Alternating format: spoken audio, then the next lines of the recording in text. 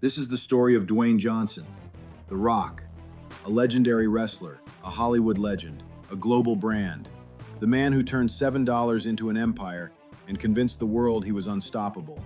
For years, he wasn't just charismatic, he was mythic, invincible, bulletproof, and then the illusion started breaking. Let's rewind.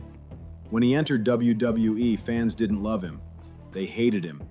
They booed him out of arenas. They chanted, "Die, Rocky, die."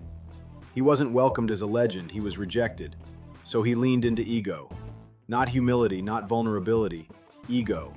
He became louder, sharper, more arrogant, more charismatic. He demanded attention instead of asking for it. He weaponized confidence. And it worked.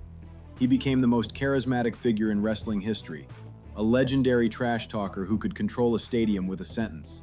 That was rise number one. Then Hollywood. At first, awkward roles, forgettable performances, critics unimpressed. So he pivoted again. He stopped chasing artistry and started chasing control. He built a formula: strong, dominant, never weak, always the alpha, always the moral center, always the man who wins. There were even industry reports that in certain franchises he negotiated conditions about how his character could be portrayed in fights. He wasn't going to look weak. He wasn't going to lose decisively. The brand had to stay intact. Think about that. That's not just acting. That's image management. Fast and Furious, Jumanji, jungle movies, disaster movies. Rampage, where he goes toe-to-toe with a gigantic crocodile tearing down skyscrapers and somehow walks away like bullets don't hurt him, even when he's supposed to be human. The spectacle worked, but the pattern became obvious. Same character, different explosion. He wasn't playing roles, he was protecting a brand. Behind the scenes, ego friction started leaking out. The public tension with Vin Diesel, the candy-ass post, reports of power struggles. Then Tyrese Gibson accusing him of breaking the Fast family for personal ambition. The narrative shifted. Was he a team player? Or was he becoming an egomaniac who needed to be the center of every universe? Then came Black Adam. This wasn't just a movie. This was his ego project. A decade-long obsession. A calculated attempt to dominate DC. He didn't just promote it. He declared it would change the hierarchy of power. He teased Superman.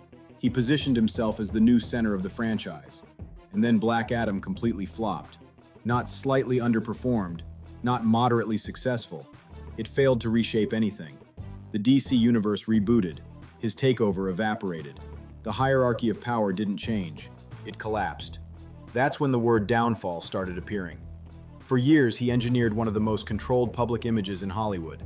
Every post motivational, every charity moment documented, every workout filmed, every smile polished. But when your image is that perfect, people start questioning it. Is it authentic or is it calculated? The charisma that once felt electric started feeling rehearsed. The humility began to look strategic. The legendary aura started to look like branding. Audiences changed. Tastes shifted. The unstoppable hero who never loses became predictable. And when momentum slowed, the cracks became visible. Because when you build your identity on being dominant, being untouchable, being the hardest worker in every room, any stumble feels catastrophic. That's the danger of ego. It elevates you to legend status, but it doesn't let you look weak. And sometimes refusing to look weak is what makes you fragile. This isn't a public breakdown. This isn't a scandal implosion. It's something quieter, a slowdown, a cooling, a legendary figure realizing that charisma alone doesn't guarantee permanence. The rise was explosive. The current chapter feels broken. And the question now isn't whether Dwayne Johnson was a legend, he was. The question is whether the brand he built is adaptable, or whether ego locked it into a formula that audiences have already outgrown. Because in Hollywood, being charismatic makes you powerful. Believing you're untouchable makes you vulnerable. And when the cheers fade, even legends can feel the silence.